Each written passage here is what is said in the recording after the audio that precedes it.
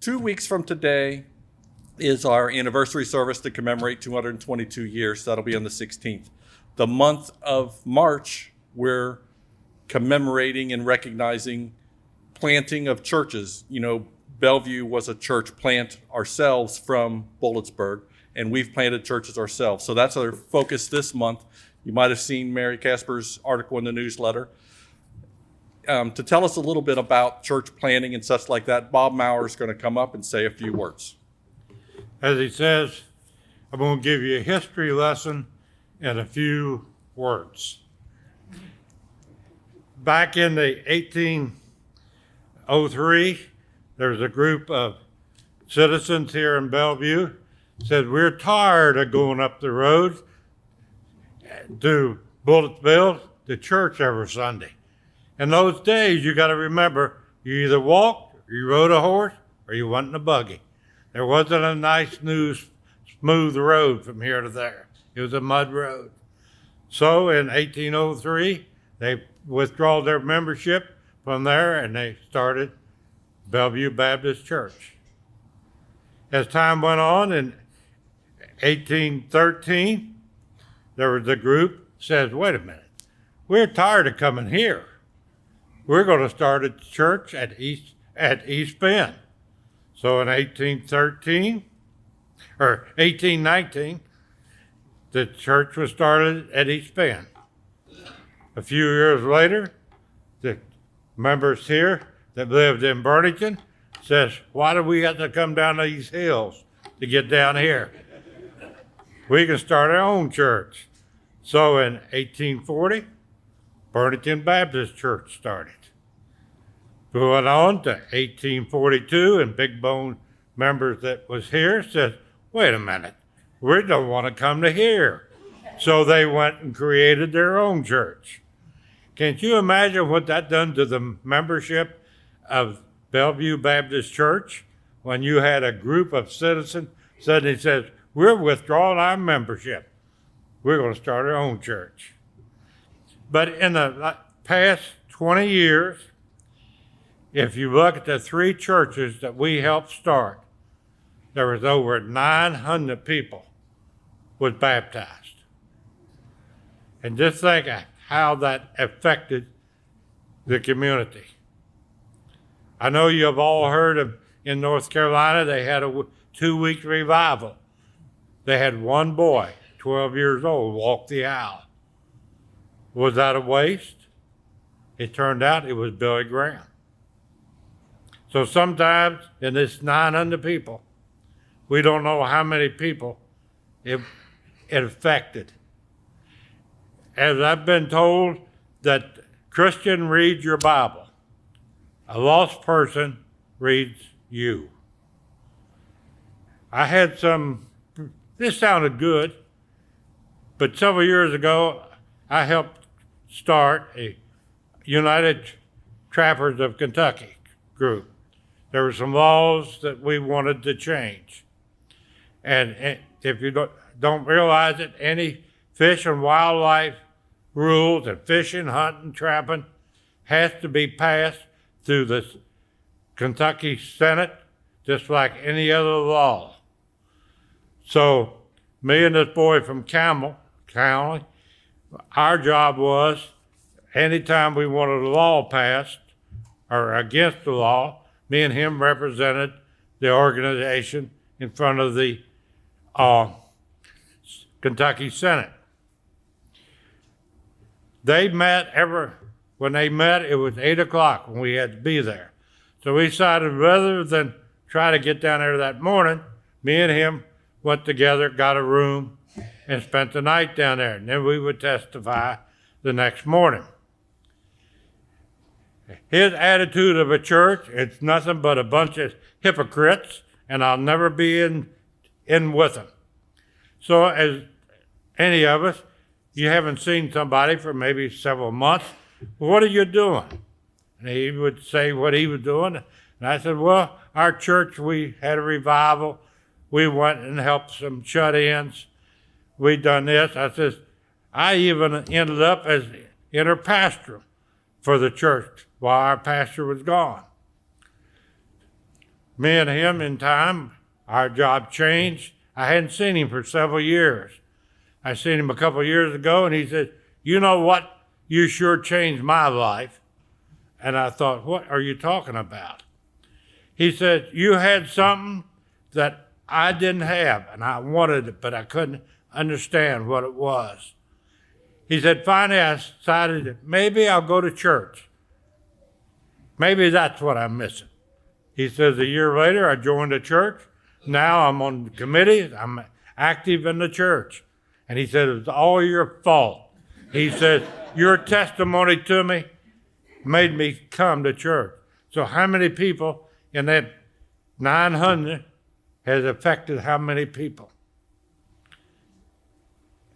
We also, in this, doesn't include the Lonnie Moon offerings. How many people throughout the world has the money that we have donated has helped to open churches in other countries? As the Lonnie Moon offering will tell you, all that money goes to missions. You've all seen the ads on the TV about how the dogs you need to send your $19.99 or $19 to them because they need to save more dogs. If you look at their active finance export, only 2% of all the money that they receive goes to help animals. The rest of it is all expenses. For Ronnie Moon, it all goes. In 1960, we had a man came from the association. He was trying to get us to raise the amount of money we give Lonnie Moon. There was a church in the 50s in Eastern Kentucky. They finally set their goal at $500. They didn't think they could reach it, but they was willing to really try. So it came down to the last Sunday.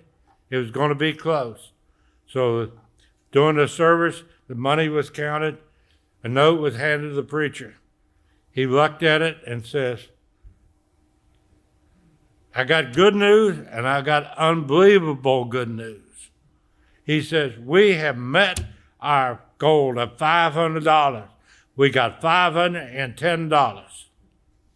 He says, "There is also a check in here for $250,000. When they were setting up their offerings, their gold, there was a man in their church that he was a millionaire and everybody knew it. He went, you know it. And he says, "Whatever money you all can raise, I'll just match it. But I don't think I'll have to give too much." About that time when the preacher announced that there was a check for $250,000, a guy rose up. Nobody knew too much about him. He just moved in the committee. He said, "Mr. Brown, write your check for that $250,510. You said you wouldn't match it. Now you match it."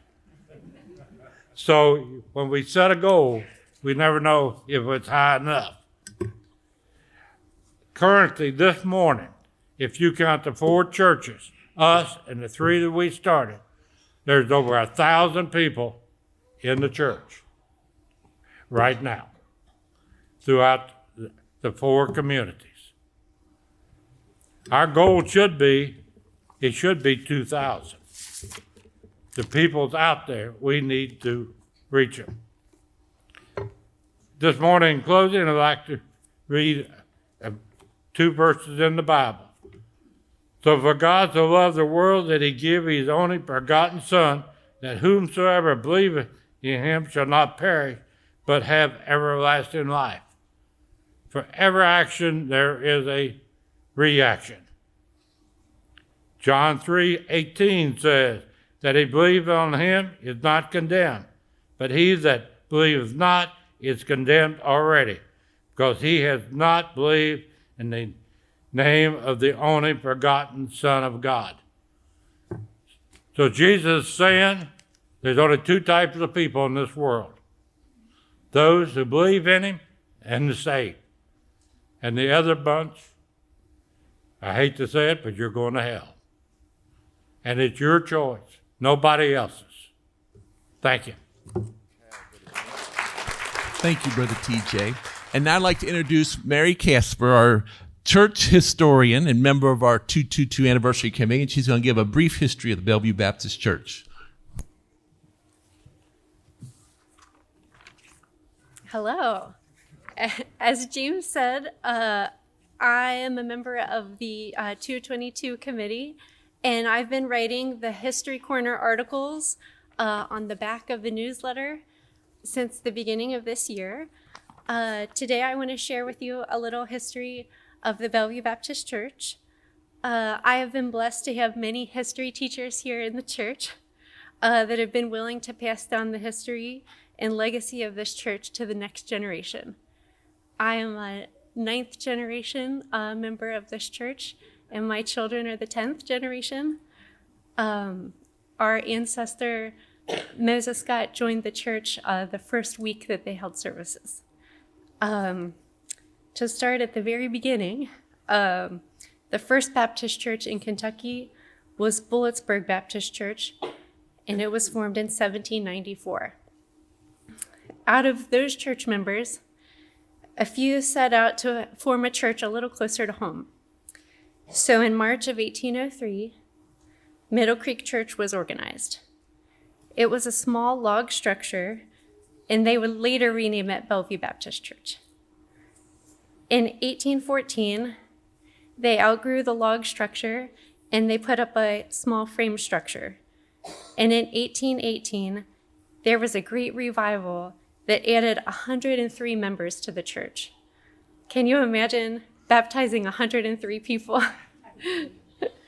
In 1819, 14 members from Bellevue organized the East Bend Church. In 1840, 21 members organized the Burlington Baptist Church. And in 1842, another great revival added 131 more members to our church. In 1842, 24 members formed the Big Bend Baptist Church. In 1876, after much discussion about moving the church to Bellevue, a storm came and destroyed the brick structure, leaving no damage to any of the surrounding area. I'll let Tink tell you the rest of that story. From 1876 to 1878, services were held at the Locust Grove Schoolhouse, which is near where the Skidmore family lives now. Finally, in 1878, Middle Creek constructed a building in Bellevue, the building that we're in now. The land was donated by Michael Clore, who still has descendants attending church today. In 1878, this pewter communion set was given to the church by the Western Recorder newspaper. In 1885, the church name was changed to Bellevue Baptist. In 1903, a brick structure was constructed, and that would be the room in here we call the gathering space. In 1949, a church addition was made that included an indoor baptistry back that way. That was where I was baptized. Previously, baptisms were held in the creek or in the river. The baptistry was painted by local artist Mary Amanda Moore. In 1966, the educational building where we hold Sunday school was built. Originally, it was 8 large classrooms and 4 small classrooms, along with the basement fellowship hall. In 2011, ground was broken on a new sanctuary, the sanctuary that we're in today. A miracle offering was made that totaled $108,216.35. Recently, the education building has been renovated. And today, it's our 222nd anniversary, with many of the original members' families still attending Bellevue Baptist 222 years later. Many others have come along to join us as our family as we continue the legacy of those who gave us this church and we work together to build the future of Belleview Baptist. If you are interested in learning more about the history of Belleview Baptist, our history book is on display in the history corner in the gathering space. Thank you.